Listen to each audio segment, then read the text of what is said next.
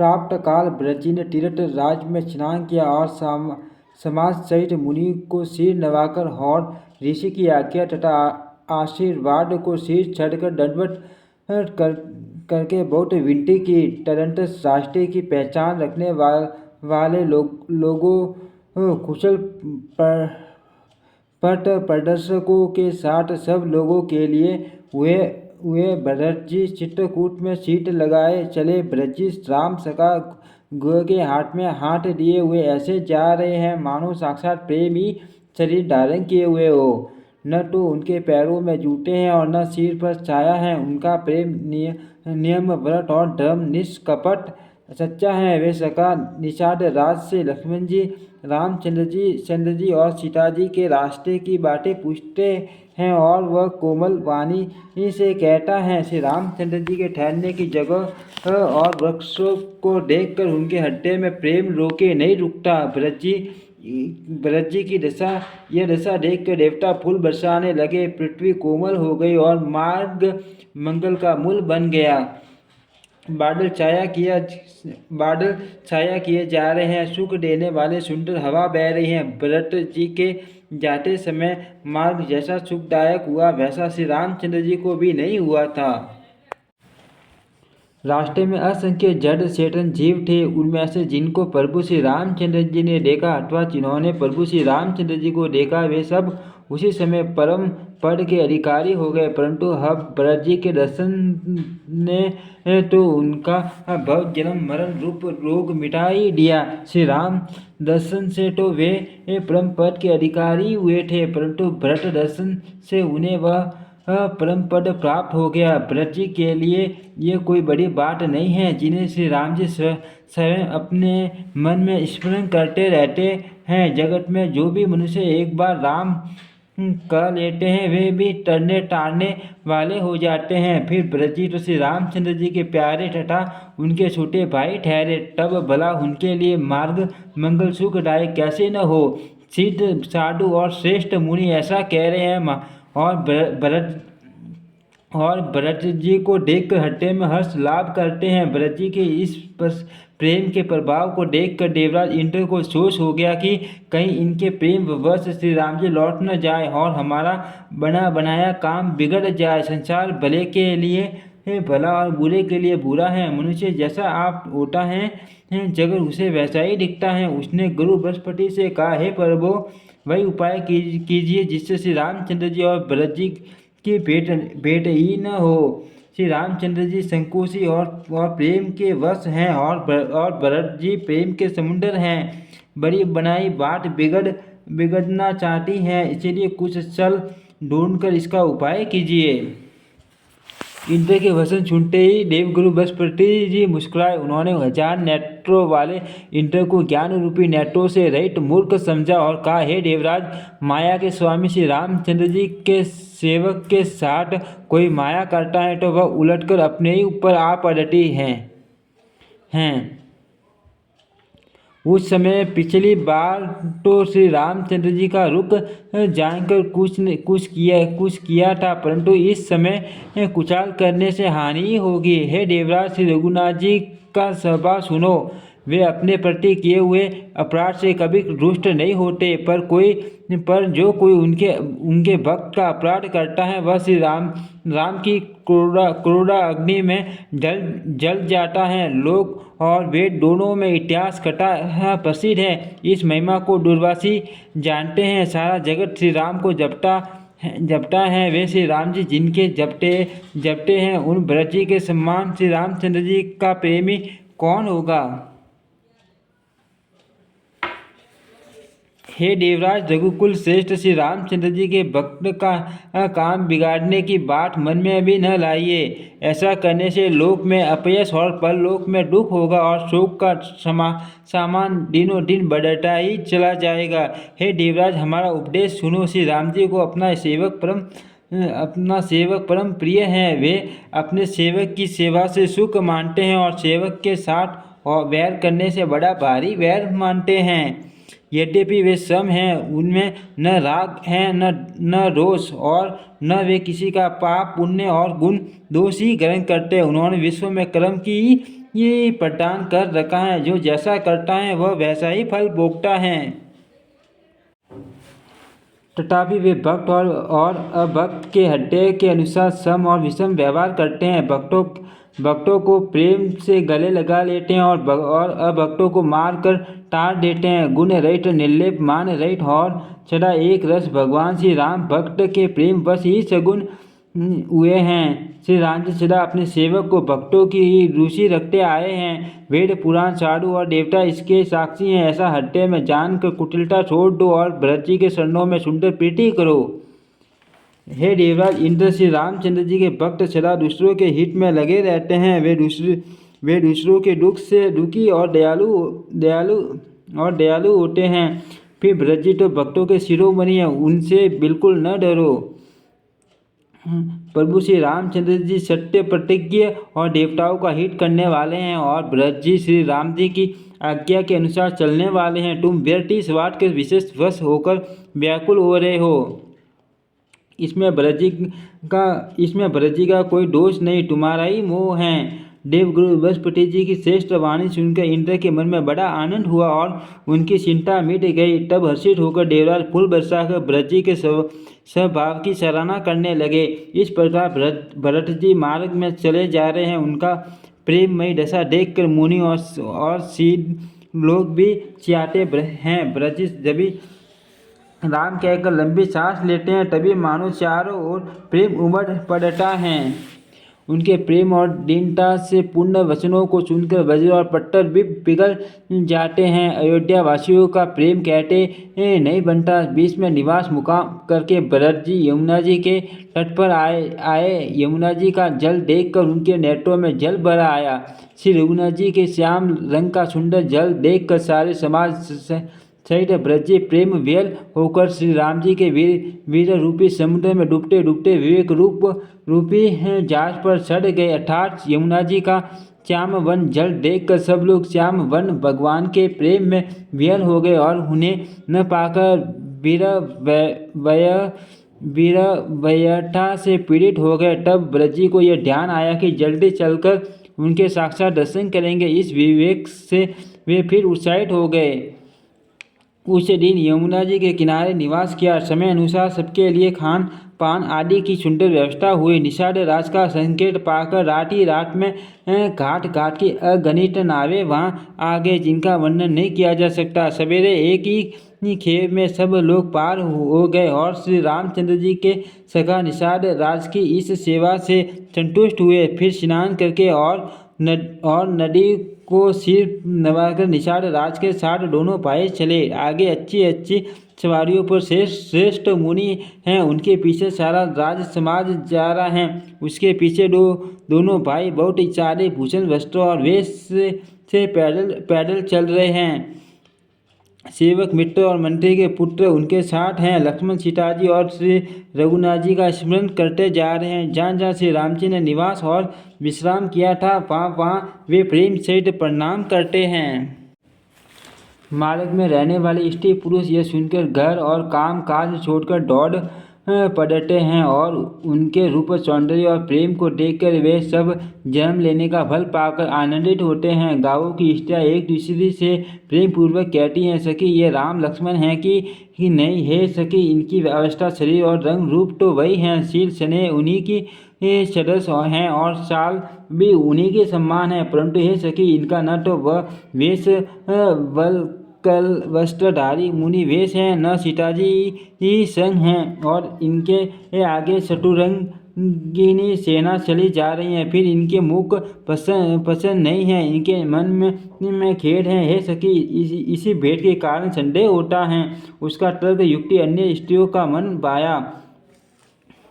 सब कहती हैं कि इसके समान सयानी चतुर कोई नहीं। उसकी सराहना करके और तेरी वाणी सत्य है, इस प्रकार उसका सम्मान करके दूसरी स्त्री मीठे वचन बोली। श्री राम जी के राज तिलक का आनंद जिस प्रकार से भंग हुआ था वह सब कथा प्रसंग प्रेम पूर्वक कहकर फिर वह भाग्यवती स्त्री श्री भरत जी के शील स्नेह और स्वभाव की सराहना करने लगी।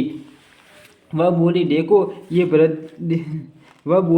ये भरत वह बोली, देखो ये भरत जी पिता के दिए हुए राज्य को त्याग कर पैदल चलते और फलाहार करते हुए श्री राम जी को मनाने के लिए जा रहे हैं। इनके समान आज कौन है? भरत भरत जी भाईपना भक्ति और इनके आसन कहने और सुनने से दुख और दोष के हरने वाले हैं। हे सखी, उनके संबंध में जो कुछ भी कहा जाए वह थोड़ा है। श्री रामचंद्र जी के भाई ऐसे क्यों न हो। छोटे भाई शत्रुघ्न सहित भरत जी को देखकर हम सब भी आज धन्यवाद भागिनी स्त्रियों की गिनती में आ गई। इस प्रकार भरत जी के गुण सुनकर और उनकी दशा देखकर स्त्रियां पछताती हैं और कहती हैं ये पुत्र कैकेयी जैसी माता के योग्य नहीं है। कोई कहती है इसमें रानी का भी दोष नहीं है, यह सब विधाता ने ही किया है जो हमारे अनुकूल हैं। कहाँ तो हम लोग और वेद दोनों की विधि मर्यादा से हीन, कुल और कटुट दोनों से मलिन टूस स्त्रियाँ जो बुरे देश, जंगली प्रांत और बुरे गांव में बसती हैं और स्त्रियों में भी नीच स्त्रियाँ। और कहाँ यह मान पुण्यों का परिणाम स्वरूप इनका दर्शन ऐसा ही आनंद और आश्चर्य गांव गांव में हो रहा है, मानो मरुभूमि में कल्प वृक्ष उग गया हो। भरत जी का स्वरूप देखते ही रास्ते में रहने वाले लोगों के भाग्य खुल गए, मानो दैव योग से सियल द्वीप के बसने वालों को तीर्थ राज्य प्रयाग सुलभ हो गया हो। इस प्रकार अपने गुणों से श्री रामचंद्र जी के गुणों की कथा सुनते और श्री रघुनाथ जी को स्मरण करते हुए भरत जी चले जा रहे हैं। वे तीर्थ देखकर स्नान और मुनियों के आश्रम तथा देवताओं के मंदिर देखकर प्रणाम करते हैं और मन ही मन यह वरदान मांगते हैं कि सीता राम जी के शरण कमलों में प्रेम हो। मार्ग में भील, कोल आदि वनवासी तथा वानप्रस्थ ब्रह्मचारी सन्यासी और विरक्त मिलते हैं। उनमें से जिस टीस से प्रणाम करके पूछते हैं कि लक्ष्मण जी, श्री राम जी और जानकी जी किस वन में हैं, वे प्रभु के सब समाचार कहते हैं और भरत जी को देखकर जन्म का फल पाते हैं। जो लोग कहते हैं कि हमने उनको कुशल पूर्वक देखा, उनको ये श्री राम लक्ष्मण के समान इन्हीं प्यारे मानते हैं। इस प्रकार सबसे सुंदर वाणी से पूछते और श्री राम जी के वनवासी कहानी सुनते जाते हैं। उस दिन वही ठहर कर दूसरे दिन प्राप्त काल श्री रघुनाथ जी का स्मरण करके चले। साथ के सब लोगों को भी भरत जी के सम्मानित श्री राम जी के दर्शन की लालसा लगी हुई है। सबको मंगल सूचक शकुन हो रहे हैं। सुख देने वाले पुरुषों के दाहिने और स्त्रियों के बाएं नेत्र और भुजाएं फटक रही हैं। समाज सहित भरत जी को उत्साह हो रहा है कि श्री रामचंद्र जी मिलेंगे और दुख का दाग मिट जाएगा। जिसके जी में जैसा है वह वैसा ही मनोरथ करता है। सब स्नेह रूपी मदिरा से सके प्रेम में मठ वाले हुए चले जा रहे हैं। अंग शिथिल हैं, रास्ते में पैर डगमगा रहे हैं और प्रेम वश व्यल वचन बोल रहे हैं।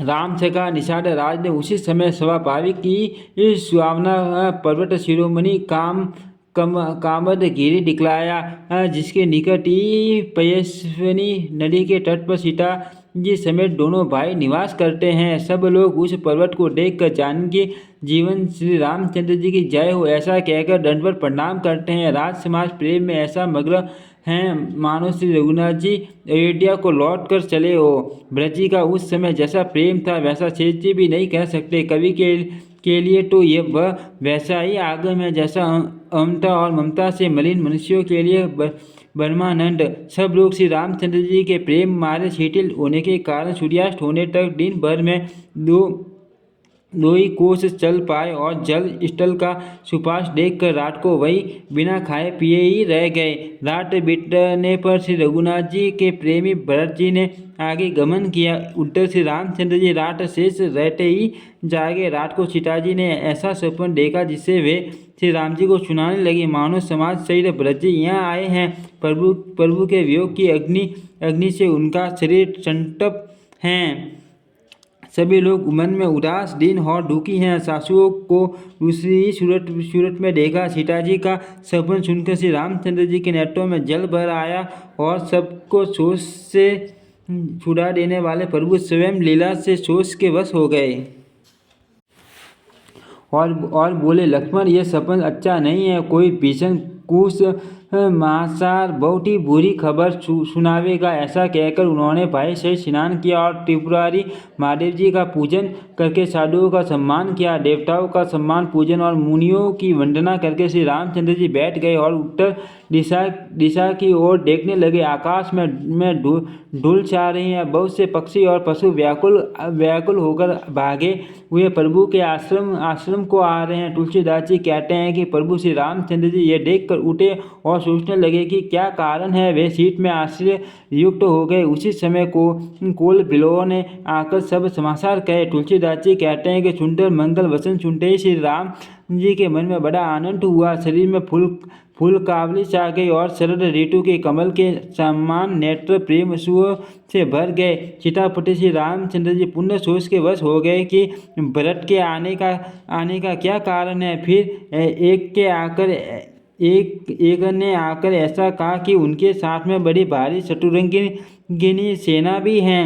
यह सुनकर श्री रामचंद्र जी को अत्यंत सोच हुआ। इधर तो पिता के वचन और इधर भाई भरत जी का संकोच। भरत जी के स्वभाव को मन में समझकर तो प्रभु श्री रामचंद्र जी सीट को ठहराने के लिए कोई स्थान ही नहीं पाते। तब ये जानकर समाधान हो गया कि भरत साधु और सियाने हैं तथा मेरे कहने में आज्ञाकारी हैं। लक्ष्मण जी ने देखा कि प्रभु श्री राम जी के हृदय में चिंता है तो वे समय के अनुसार अपनी नीति युक्त विचार कहने लगे। हे स्वामी, आपके बिना ही पूछे मैं कुछ कहता हूँ। सेवक समय पर ठिठाई करने से ठीक नहीं समझता, अर्थात आप पूछे तब मैं कहूँ ऐसा अवसर नहीं है, इसलिए यह मेरा कहना ठिठाई नहीं होगा। हे स्वामी, आप सर्वज्ञों में शिरोमणि हैं, सब जानते ही हैं। मैं सेवक तो अपनी समझ की बात कहता हूँ। हे नाथ, आप परम शुद्ध विनयी कारण परम हित करने वाले सरल हृदय तथा शील और स्नेह के भंडार हैं। आपका सभी पर प्रेम और विश्वास है और अपने हृदय में सबको अपने ही सम्मान जानते हैं, परंतु मूढ़ विषयी जीव प्रभुता पाकर मोहवश अपने असली स्वरूप को प्रकट कर देते हैं। भरत नीति परायण साधु और चतुर हैं तथा प्रभु आपके शरणों में उनका प्रेम है, इस बात को सारा जगत जानता है। वे भरत भी आज श्री राम जी आपका पद सिंहासन या अधिकार पाकर धर्म की मर्यादा को मिटाकर चले। कुटिल खोटे भाई भरत कुछ समय देखकर और यह जानकर कि राम जी आप वनवास में अकेले असहाय हैं, अपने मन में बुरा विचार करके समाज जोड़कर राज्य को निष्कंटक करने के लिए यहाँ आए हैं। करोड़ों अनेकों प्रकार की कुटिलताएं रचकर सेना बटोर कर दोनों भाई आए हैं। यदि इनके हृदय में कपट और कुचाल न होती तो रथ, घोड़े और हाथियों की कतार ऐसे समय किससे सुहाती। परंतु भरत को ही व्यर्थ कौन दोष दे। राजपद पा जाने पर सारा जगत ही पागल मतवाला हो जाता है। चंद्रमा गुरु पर तनेगामी हुआ राजा नहुस ब्राह्मणों की पालकी पर चढ़ा और राजा बेन के सम्मान निष्ठ तो कोई नहीं होगा जो लोक और वेद दोनों से विमुख हो गया। शस्त्र भाव देवराज इंद्र और त्रिशंकु आदि किसको राजपद ने कलंक नहीं दिया। भरत ने यह उपाय उचित ही किया है, क्योंकि शत्रु और तरुणों को कभी जरा भी शेष नहीं रखना चाहिए। हाँ, भरत ने एक बात अच्छी नहीं की, जो राम जी आपको असहाय जानकर उनका निरादर किया। पर आज संग्राम में श्री राम जी आपका क्रोधपूर्ण मुख देखकर यह बात भी उनकी समझ में विशेष रूप से आ जाएगी, अर्थात इस निरादर का फल भी वे अच्छी तरह पा जाएंगे। इतना कहते ही लक्ष्मण जी नीति रस भूल गए और युद्ध स्वरूपी वृक्ष पुलकावली के बहाने से फूल उठा, अर्थात नीति की बात कहते कहते उनके शरीर में वीर रस छा गया। वे प्रभु श्री रामचंद्र जी के चरणों की वंदना करके चरण रस को सिर पर रखकर सच्चा और स्वाभाविक बल कहते हुए बोले, हे नाथ, मेरा कहना अनुचित न मानिएगा। भरत ने हमें कम नहीं पचारा है, हमारे साथ कम छेड़छाड़ नहीं की है, आखिर कहाँ तक सह जाए और मन मारे रह जाए। जब स्वामी हमारे साथ हैं और धनुष हमारे हाथ में हैं, क्षत्रिय जाति रघुकुल में जन्म और फिर मैं श्री राम जी आपका अनुगामी सेवक हूँ, यह जगत जानता है, फिर भला कैसे सा जाए। ढूल के समान नीच कौन है, परंतु वह भी लात मारने पर सिर ही छड़ती है। यो कहकर लक्ष्मण जी ने उठकर हाथ जोड़कर आज्ञा मांगी। मानो वीर वीरस छोटे से जाग उठा हो। सिर पर जटा बांधकर कमर में टरकस कस लिया और धनुष को सज कर तथा बाणों को हाथ में लेकर कहा, आज मैं श्री राम आपका सेवक होने का यश लूँ और भरत को संग्राम में शिक्षा दूँ। श्री रामचंद्र जी आपके निरादर का फल पाकर दोनों भाई भरत शत्रुघ्न रणशैया पर सोवे। अच्छा हुआ जो सारा समाज आकर एकत्र हो गया। आज मैं पिछला सब क्रोध प्रकट करूंगा। जैसे सिंह हाथियों के झुंड को कुचल डालता है और बाज जैसे लवे को लपेट में ले लेता है, वैसे ही भरत को सेना समेत और छोटे भाई सहित तिरस्कार करके मैदान में पचा दूंगा। यदि शंकर जी भी आकर उनकी सहायता करें तो भी मुझे राम जी की सौगंध है, मैं उन्हें युद्ध में अवश्य मार डालूंगा, छोड़ूंगा नहीं। लक्ष्मण जी को अत्यंत क्रोध से तमाया हुआ देखकर और उनकी प्रामाणिक सत्य सौगंध सुनकर सब लोग भयभीत हो जाते हैं और लोकपाल घबराकर भागना चाहते हैं। सारा जगत भय में डूब गया। तब लक्ष्मण जी के अपार बाहुबल की प्रशंसा करते हुए आकाशवाणी हुई, हे तात, तुम्हारे प्रताप और प्रभाव को कौन कह सकता है और कौन जान सकता है, परंतु कोई भी काम हो उसे अनुचित उचित खूब समझ बूझकर किया जाए तो सब कोई अच्छा कहते हैं। वेद और विद्वान कहते हैं कि जो बिना विचारे जल्दी में किसी काम को करके पीछे पछताते हैं वे बुद्धिमान नहीं हैं। देववाणी सुनकर लक्ष्मण जी सकुशा गए। श्री रामचंद्र जी और सीता जी ने उनका आदर के साथ सम्मान किया और कहा, हे तात, तुमने बड़ी सुंदर नीति कही। हे भाई, राज्य का मर्द सबसे कठिन मर्द हैं। जिन्होंने साधुओं की सभा का सेवन सत्संग नहीं किया वे ही राज्य मर्द रूपी मदिरा का आस मन करते हैं, करते ही पीते ही मत वाले हो जाते हैं। हे लक्ष्मण सुनो, भरत सरीका उत्तम पुरुष ब्रह्मांड की सृष्टि में न तो कहीं सुना गया है न देखा ही गया है। अयोध्या के राज्य की तो बात ही क्या, ब्रह्मा विष्णु और महादेव का पद पाकर भी भरत को राज्य का मर्द नहीं होने का क्या कभी कांची की बूंदों से सिर समुद्र नष्ट हो सकता है, फट सकता है। अंधकार छाए तरुण मटिया के सूर्य को निगल जाए, आकाश छाए बादलों में समाकर मिल जाए, गौ के खुर इतने जल में अगस्त्य जी डूब जाए और पृथ्वी छाए अपनी स्वाभाविक सहनशीलता को छोड़ दे। मच्छर की फूंक से चाहे सुमेरु उड़ जाए, परंतु हे भाई, भरत को राजपद कभी नहीं हो सकता। हे लक्ष्मण, मैं तुम्हारी शपथ और पिताजी की सौगंध खाकर कहता हूँ, भरत के समान पवित्र और उत्तम भाई संसार में नहीं है। हे तात, गुण रूपी दूध और अवगुण रूपी जल को मिलाकर विधाता इस दस्य प्रपंच जगत को रचता है, परंतु भरत ने सूर्यवंश रूपी तालाब में हंस रूप जन्म लेकर गुण और दोष का विभाग कर दिया, दोनों को अलग अलग कर दिया है। गुण रूपी दूध को ग्रहण कर और अवगुण रूपी जल को त्याग कर भरत ने अपने यश से जगत में उजाला कर दिया है। भरत जी के गुणशील और स्वभाव को कहते कहते श्री रघुनाथ जी प्रेम समुद्र में मगन हो गए।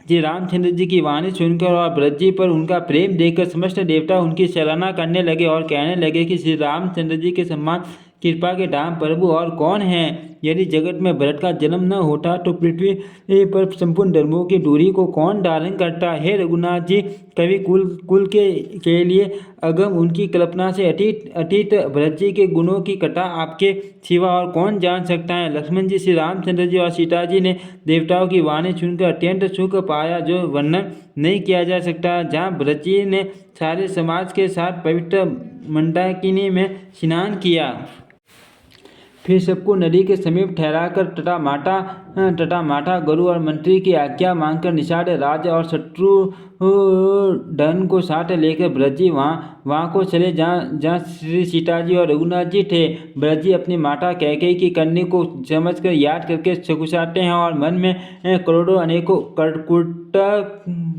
करते सोचते हैं कि श्री राम, लक्ष्मण और सीता जी मेरा नाम सुनकर स्थान छोड़कर कहीं दूसरी जगह उठकर न चले जाए। मुझे माता के मत में मानकर वे जो कुछ भी करे सो ठोड़ा है, पर वे अपनी ओर समझकर अपने विरध और संबंध को देखकर मेरे पापों और अवगुणों को क्षमा करके मेरा आदर ही करेंगे। चाहे मलिन मन जाकर मुझे त्याग दे, चाहे अपना सेवक मानकर मेरा सम्मान करे, कुछ भी करे, मेरे तो श्री रामचंद्र जी की जुटिया ही शरण है। श्री चंद्र जी तो अच्छे स्वामी हैं, दोस्त तो सब दास का ही हैं। जगत में यश के पात्र तो चातक और मछली ही हैं, जो अपने नेम और प्रेम को सदा नया बनाए रखने में निपुण है। ऐसा मन में सोचते हुए ब्रजी मार्ग में चले जाते हैं। उनके सब अंग संकोच और प्रेम से शिथिल हो रहे हैं। माता की हुई बुराई मानो उन्हें लौटाती है, पर धीरज की दूरी को धारण करने वाले ब्रजी भक्ति के बल से चले जाते हैं। जब श्री रघुनाथ जी के स्वभाव को समझते स्मरण करते हैं, तब मार्ग में उनके पैर जल्दी जल्दी पड़ने लगते हैं।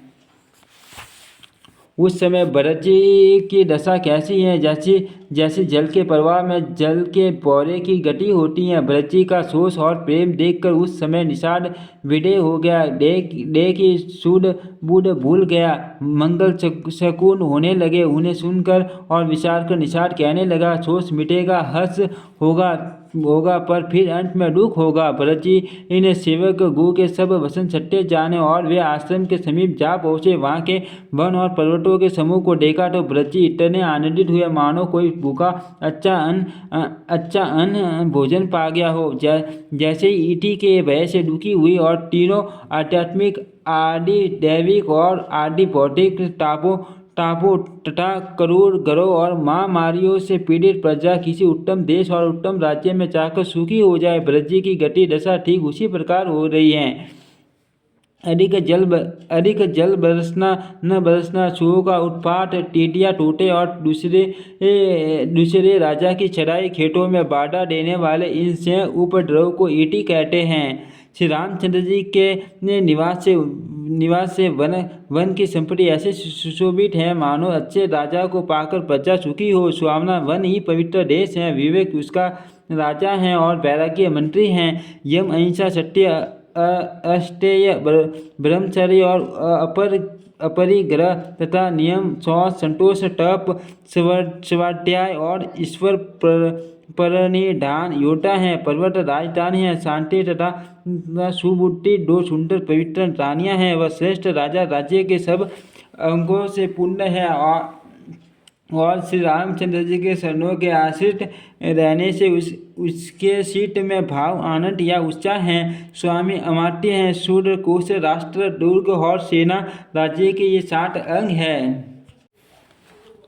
मूल रूपी राजा को सेना सहित जीतकर विवेक रूपी राजा निष्कंटक राज्य कर रहा है। उसके नगर में सुख, संपत्ति और सुखाल वर्तमान है। वन रूपी प्रांतों में जो मुनियों के बहुत से निवास स्थान हैं, वही मानो शहरों, नगरों, गांवों और खेड़ों का समूह है। बहुत से विशिष्ट पक्षी और अनेकों पशु ही मानो प्रजाओं का समाज है, जिसका वर्णन नहीं किया जा सकता। गैंडा, हाथी, सिंह, बाघ, सुअर, भैंसे और बैलों को देखकर राजा के साज को सराहते ही बनता है। ये सब आपस का वैर छोड़कर जहाँ तहाँ एक साथ विचरते हैं। यही मानो चतुरंगिनी सेना है। पानी के झरने झर रहे हैं और मठ वाले हाथी चिंगार रहे हैं। वे ही मानो वहाँ अनेकों प्रकार के नगाड़े बज रहे हैं। सकवा, सकोर और पपिया, टोटा तथा कोयले के समूह और सुंदर हंस प्रसन्न मन से कूज रहे हैं। बौरों के समूह गुंजार कर रहे हैं और मोर नाच रहे हैं। मानो उस अच्छे राज्य में चारों ओर मंगल हो रहा है। बेल, वृक्ष, तृण सब फल और फूलों से युक्त हैं। सारा समाज आनंद और मंगल का मूल बन रहा है। श्री राम जी के पर्वत की शोभा देखकर भरत जी के हृदय में अत्यंत प्रेम हुआ। जैसे तपस्वी नियम की समाप्ति होने पर तपस्या का फल पाकर सुखी होता है। मासा प्राणायाम 20वां विश्राम, नवा पारायण 5वां विश्राम। ओम श्री रामचरितमानस नमः।